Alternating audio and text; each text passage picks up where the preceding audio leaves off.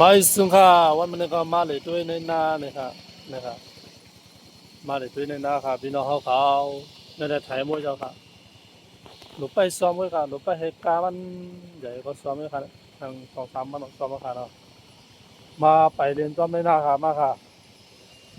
มาโดยสภาวะในนาเมืองเขามันหือเนี่ย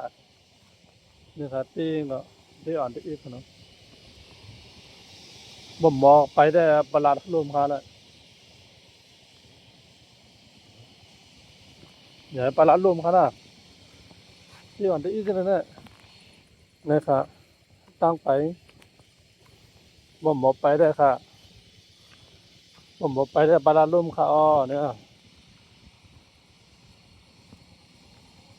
นี่ค่ะนี่เฮ็ดนาเจ้าเนี่ยนี่ค่ะเนาะมาไปเรียนด้วยจอมสัพพะในนาจอมกันค่ะเนาะก็ยินดีนะคะเมียงจ่าสีเมียงจ่าของบนหลังเสียงยาว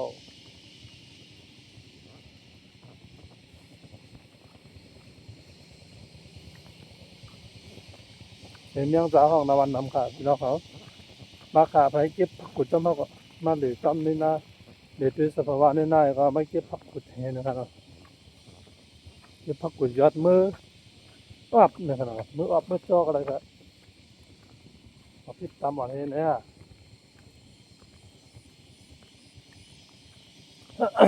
โอ้เนี่ยค่ะมาพอดียวสมนาวันเขาก็มาเลยมาค่ะไปสมนาเอาวันเขาเลยค่ะหมอไปได้บาลานซ์ลงกันนะเนี่ยถ้าใครมาถ้าใครสมนาตัวก็มาค่ะเลยเนี่ยค่ะเนาะโอ้โหจำนะครับอันนั้นได้หรือไปซ้อมกันค่ะนะเนี่ยที่เก็บผักกูดอยู่ต้องปูนค่ะเนาะที่เก็บผักกูดอยู่ต้องปูนค่ะปออืมเนี่ยจะเป็นห้องน้ำลงค่ะเนาะห้องน้ำลงในลูกในหูปุ่นออกมาค่ะเนาะลูกในหูลงข้างบนลงมาค่ะเนาะพร้อมเหมือนได้นำได้ย่อมไว้เพราะว่าข้าวฝนตกมาแล้วได้มันเดือดก็ดีใหญ่มาก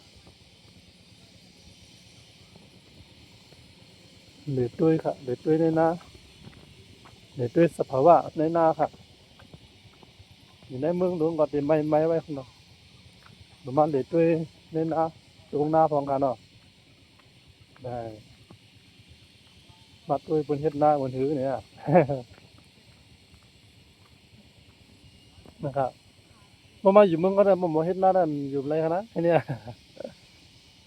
นี่ค่ะนี่มันได้เบิ่นเด่นใจใกล้แล้วกันเนาะตั้งแต่ว่าเบิ่นนี่ใจจากกันฟองแล้วกันเนาะนี่นี่ค่ะด้วยค่ะแล้วตึกอันนี้ก็ตึกเก็บผักกูดอยู่ทั้งปูนครับเก็บผักกูดนี่ค่ะแคมไว้ค่ะเนาะอันจานนั้นแต่ตึกหมียาวไว้ค่ะเนาะตึกหมียาวไว้แคมนะครับเด้อฉะนั้นในหมู่ที่จ้างได้เป็นยุ่มหมักอื่นหมดค่ะฉะนั้นนะเป็นยุ่มหมักอื่นยุ่มใหญ่ยุ่มหลวงค่ะฉะนั้นน่ะตึกหมียาวกะหลายวันเลยค่ะเนี่ยคึกนะครับวันเฮ็ดนาหมอเฮ็ดกันเนี่ยนะครับสิเป็นนาเจ้าเขาค่ะเนาะคึกนะแคมค่ะออกรีไว้ของเขาเนี่ยตั้งบุญก็สิเป็นนาน้ำเมตั้งบุญได้ใบเฮ็ดค่ะเนาะตั้งบุญได้เดี๋ยวมันได้คำนำเอาจากมันกายาวค่ะเนาะตั้งบุญตั้งบุญก็สิเป็นน้ำเมทางล็อกของเขานั้นล็อกลงค่ะเนาะล็อก2ล็อกล็อก3ล็อกของเขาตั้งบุญนะครับดังบุญได้ใบเฮ็ดค่ะตั้งบุญน้ำมันบ่น้ำมันบ่ได้เฮ็ดนำอันนี้เฮ็ดเจ้าอันดังค่ะเนาะบ่เฮ็ดเจ้าอันดังก็งดจิ้วออกนั่นค่ะเนาะเนี่ยตัวตีค่ะบ่หมอไปได้เนี่ยตีสูงๆก็แล้วกันบ่หมอไปได้ตกขาน่ะประหลาดตกขาเนี่ยนะบ่บ่หมอไปได้กำหัวใจเต้นค่ะเนี่ยหัวใจบ่เต้นเท่านี้นะครับมีน้ำก็มาอาบน้ำเนี่ยเลยค่ะนะเนี่ยโอ้ม่วนดังอยู่หม้องอื่นน้ำหนาขนาดนี้นะนี่บ่ขยับน้ำอาบเลยนะว่าแล้วบ่ฮัดอาบเลยเนี่ย ทำในมัดโดยคนไทยนะครับเนี่ยนี่ตึกกามันว่าดิมีน้ำปูตึกกามันนี่นะนี่ตึกกาในมิสซีในกันนะนะครับเสียงแมวจ้าในหลังคนนะครับเนี่ยบอกว่าพอใครซ้อมหน้าจอยก็มาเลยครับมาจอยเลยครับเนี่ยว่าพอใครจอยซ้อมหน้าก็มาขนาดนี้เป็นไรก็ให้เนี่ยมึงดอกกับเขาได้อยู่จอมให้จอมสูงนึงครับมันอยู่เมืองนอกเขาได้เนาะก็มาขาดเดือนกันด้วยน้ำหูเนี่ยอันลูกในหูออกมากนะเหมือนเลี้ยน้ำมันเด่นป้อใหญ่ขนาดเหมือนเลี้ยมันเด่นข้าวแห้งไว้แต่น้ำเด่นป้อใหญ่เพราะว่าเป็นข้าวปุ่นมาแล้วน้ำเลยเอาใหญ่ขนาดเป็นอนาถะคือมันดึกเลยเนี่ยด้วยจอมกันนะเดี๋ยวต้องด้วยจอมกันมีน้องในเพียงเขาเนี่ยแต่มีมาหันมาไปเรียนในตรงหน้าเนี่ยนะมันมีอะไรขนาดง่ายๆขนาดนี้แต่เดี๋ยวเลยมาหันตรงหน้าจะง่ายๆค่ะมีน้องในมึงลุงเขาเนี่ย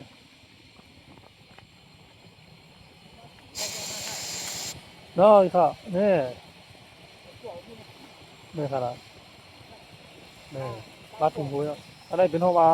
หน้าน้ำอุ่นนะครับมีหิมโขงเบิ้ลก็มีครับเนี่ยผมว่าก็ยังดีครับ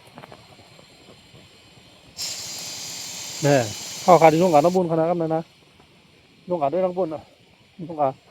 เดือนกับด้วยน้ำพุยอันลูกในหูหมักหินออกมาเนี่ยค่ะเนาะลูกในหูหมักหินออกมาข้างในพวกใครนั่นโอ้โหตังก็ค่ะเนาะตังได้ดิบินเนี่ยขนาดมันหมดไปได้เนี่ยหนุ่มย่าลูกคนนั้นมันหมดไปมากกว่าแต่พัดของข้าเนี่ยผมย้ำมาแล้วมากกว่าพัดตีเลยเนี่ยนำลูกในหูหมักหินออกมาข้างใน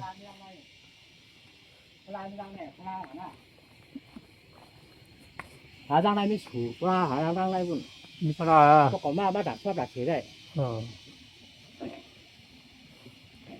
บอกมาอยากกันก็มาดักชมทุกวันไม่ถูกนี่ก็นั่น นี่ละหูน้ำพวกเขา ว่า กันโตค่ะย้อนเหลี่ย้อนตัวยีหนึ่งค่ะย้อนเหลี่ย้อนโดยย้อนไทยหนึ่ง ทางไหนเลย นี่ค่ะนะมีนักกาลงเฮียเขาเนี่ยเขาไม่มีพลาเนาะตอนในบนนี้มีพลา เราค่ายว่าอยากค่ายอะไรนะแต่ ตอนในบนนี้มีพลาเราก็กระบาดเดิมหัน หาจากบ้านนั่น เนี่ยนำบอกพวกข้าวผลมาได้ทุนนั้นเนี่ยเหมือนนักกาไปขนาดนี้หมอกหินอันนี้ก็นะ นั่นเลย หมอกหินอันนี้เหมือนนักกาไปขนาดนี้ก็ ไม่รับไม่ได้ พลาเดี๋ยวมีดังในพวกนั้นไม่รับเขาไม่รับไป แล้วมันหลาอะไร ผู้หมอกหินบอกว่าข้าวผลข้าวน้ำใหญ่มาได้เอาเสียงตกมัวซาๆ แล้ แล้ว ว นี่ก็ได้ที่ในสูงนั่น ที่เขาอยู่ พระเป็นพระดีพระของเมือง ที่เขาอยู่นั่นแหละ บอกเขาได้ก็ถูกหลงพระของเมืองละที่เราถ้าก็ได้ถ้าถือว่าพวกตัวมาพวกไก่อะไรว่าไม่ก็ได้กุศลเลยเขาเรียกพวกคนนั้นถ้าถือมาแล้วว่ามาด้วยสัมพันธ์ว่าไข่กล้วยแกคือพระราณีเด็ดอ่ะเป็นตัวของว่าเวลาถูไปถูเนี่ยพระนั่นเป็นพระราณีหล่อแล้วนะแท้เนี่ยมันไม่เป็นไรเป็นพระของเมืองพระเจียกันแท้ท่านได้กดเป็นพระเจียนั่นนี่นั่นก็นั่นอันข้อโหกันนั่นคนมาเหรอ หันตัวหันละมันเข้ากาวก็ได้บอกว่าละมันเข้ากาวแล้ว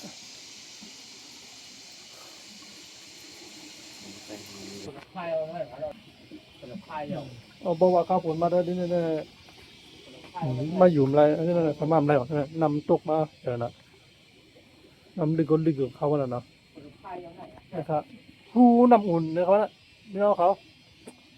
ใช่ไหมครับถ้าจะมีนะผู้นำอุ่นมาเดี๋ยวช่วยผู้มันพวกเขานำใหญ่มาได้ไปขม้ามอะไรกันนะครับที่นั่นนะนำดีใหญ่กันเนาะเขาคัดที่ออกเขาเขาแล้วเนี่ย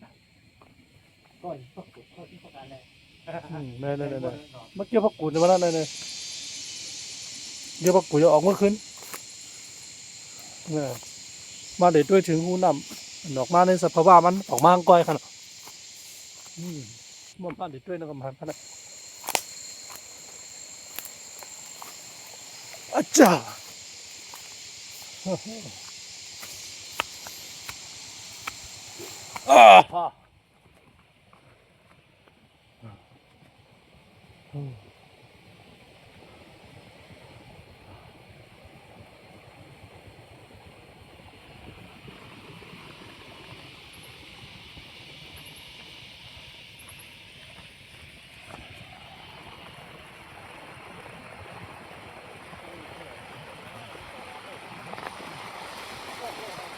เพื่อจะยี่หนึ่งค่ะเนี่ยหายจะยี่หนึ่งเนี่ย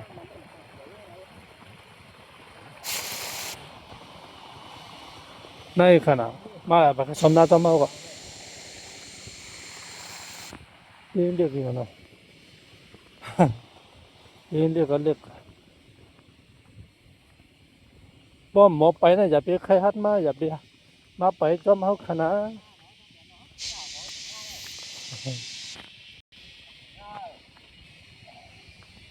ป้อมหมอไปได้อย่าไปปามาไปจอมเขาเลยเฮ้อน่ะมาอาบน้ำวันนั้นนกมาอาบน้ำมันนอนอาบน้ำนี่ค่ะ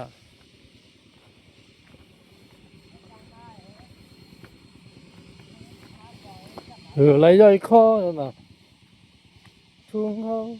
บ้านเขามีจังไงว่าไงเขาเด็กกับด้วยกลางเอาไปเนาะเขาเด็กด้วยกลางอืมเออมาด้วยกลางมาด้วยกลางบนผูกไว้ในนะ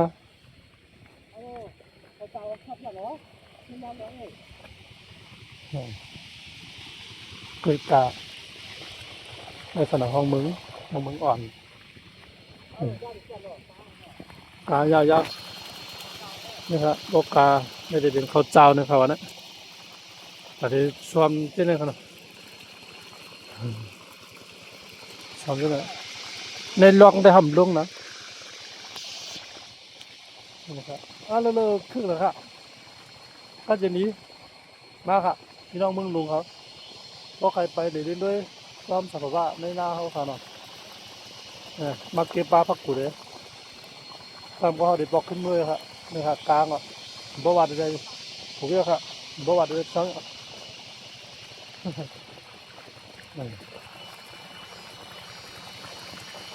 คือนี่ครับบอกซ้อมอย่าลืมมาซ้อมใจกันค่ะเนี่ยสูงแห้งใจว่าบันไดค่ะเนี่ยนี่ค่ะนะครับเดี๋ยวไปซ้อมกันครับไปกลางใหญ่บ่วัดอะไรซ้อมอยู่ค่ะตั้งสี่ห้าวันก็ซ้อมกันครับเสียงเมียงจ่าได้ถูกนะครับเนาะเสียงเมียงจ่าได้เสียงเมียงจ่าได้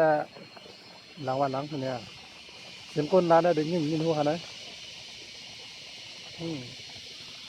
ปีผ่ายันพี่น้องเขามือเก่าของเขาเนาะไปก็จากเล่นยากกันแบบนี้ครับกดไลค์กดแชร์บันดำค่ะเนาะกดปันให้ไว้บันดำค่ะเนี่ยค่ะได้เดินสักวันเมื่อค่ะเนาะ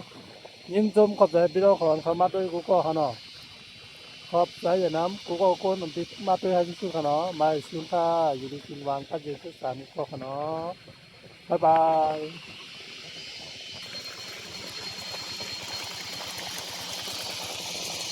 ก่อนเขาได้ผัดกันเนาะด้วยสภาวะมันอินค่ะเนาะเนี่ยครับด้วยสภาวะมันอันนั้นได้เป็นที่เขาการให้ผู้นำมาไกลนั่งค่ะเนาะแล้วก็เขาได้ไปกันนั่นแหละไปเมื่อกันนั่นแหละเนี่ย ไอ้เมื่อกับทั้งปูนนะครับทั้งปูนก็จะเป็นวานนั่นจะเป็นเถียงหน้าค่ะเนาะนี่ครับบายบายยากันมาแทนนี่ละด้วยหน้าดำๆค่ะเนาะเอาค่ะเดี๋ยวไปเพื่อนบุญครับยากันมาแทนค่ะเนาะ